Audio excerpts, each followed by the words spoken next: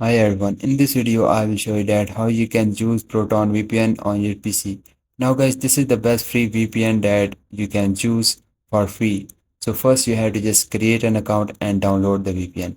First open up the any browser and just search for the Proton VPN and the first website will show which is the Proton VPN website. Just open it and just first create the account. Once you created the account, then click on the download you are seeing on the top, and here if you have the Windows, then just click on the VPN for Windows. If you have the Mac or the other platforms, then you can just click on the other options. Now just click on the Windows, then just click on the download Proton VPN for Windows. Once you click on that, now it start downloading and installing into your PC. Once you download and install it, now just simply open it, and now here simply log into your account you recently created. Guys, if you don't have an account, you just click on the create account option and just simply create the account. Guys, this is very simple and easy.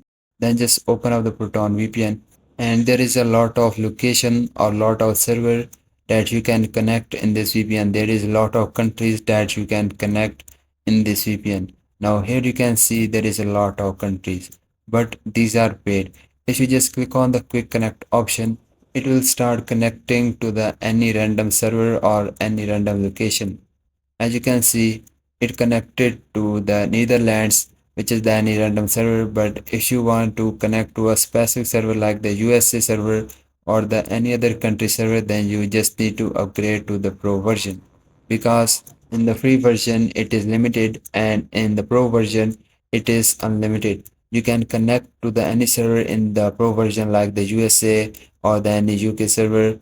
And if you want to just change the setting, just click on the three dot, then click on the settings.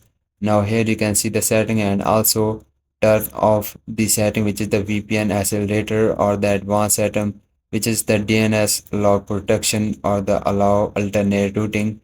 So this is how you can use this Proton VPN, and if you find this video helpful, so please like it and bye bye.